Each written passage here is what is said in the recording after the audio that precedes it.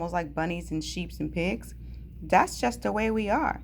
If cheeseburgers were cute, folks would probably think you were big and bad too.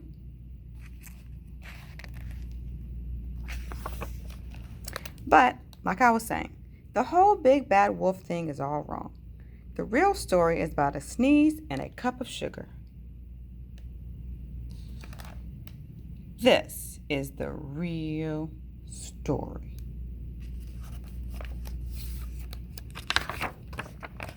Way back once upon a time, I was making a birthday cake for my dear old granny. I had a terrible sneezing cold. I ran out of sugar. So I walked down the street to ask my neighbor for a cup of sugar. Now this neighbor was a pig. He wasn't too bright either. He had built his whole house out of straw. Can you believe it? I mean, who in his right mind would build a house out of straw?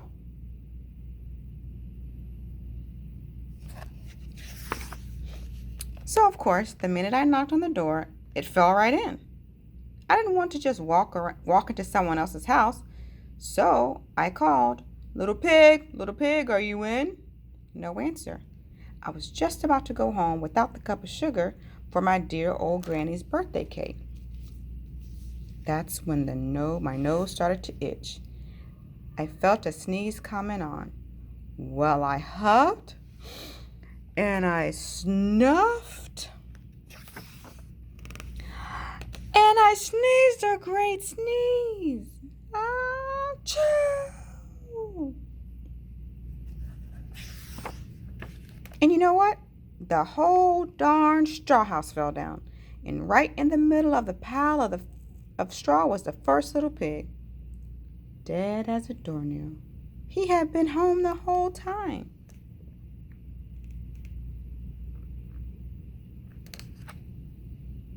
It seemed like a shame to leave a perfectly good ham dinner lying there in the straw, so I ate it up. Think of it as a big cheeseburger just lying there. I was feeling a little better, but I still didn't have my cup of sugar, so I went to the next neighbor's house. This neighbor was the first little pig's brother. He was a little smarter, but not much. He had built his house out of sticks. I rang the bell on the stick house. Nobody answered. I called, Mr. Pig, are you in?" And he yelled back, "Go away, Wolf. You can't come in. I'm shaving the hairs on my chinny chin chin."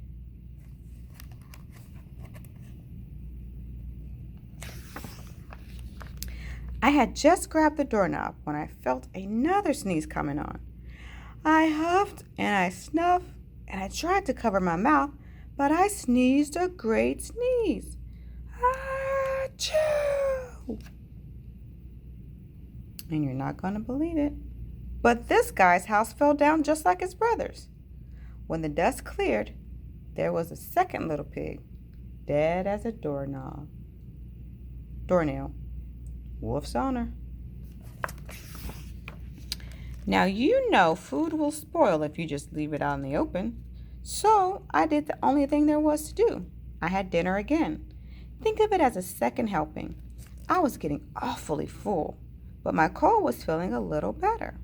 And I still didn't have that cup of sugar for my old dear granny's birthday cake. So I went to the next house. This guy was the first and second little pig's brother. He must have been the brains of the family. He had built his house of bricks. I knocked on the brick house. No answer. I called, Mr. Pig, are you in?" And you know what that rude little porker answered? "Get out of here, Wolf. Don't bother me again." Talk about impolite. He probably had a whole sack full of sugar. And he wouldn't even give me one little cup for my dear sweet old granny's birthday cake. What a pig. I was just about to go home and maybe make a nice birthday card instead of a cake when I felt my cold coming on.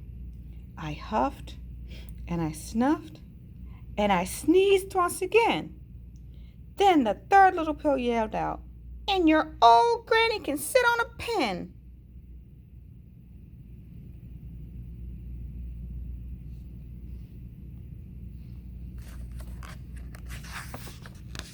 Now, I'm usually a pretty calm fellow, but when somebody talks about my granny like that, I go a little crazy.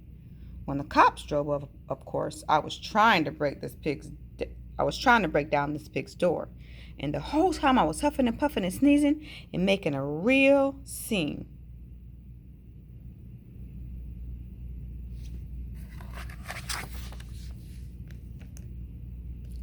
The rest of the story, the rest, as I say, is history. The news reporters found out about the two pigs I had for dinner. They figured a sick guy going to borrow a cup of sugar didn't sound very exciting, so they jazzed up the story with all that huff and puff and blow your house down, and they made me the big bad wolf. That's it. The real story? I was framed. Maybe you could loan me a cup of sugar.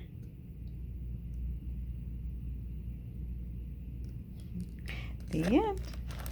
And that was the true story of the three little pigs, told by the wolf. All right. Have a good night. Sleep tight.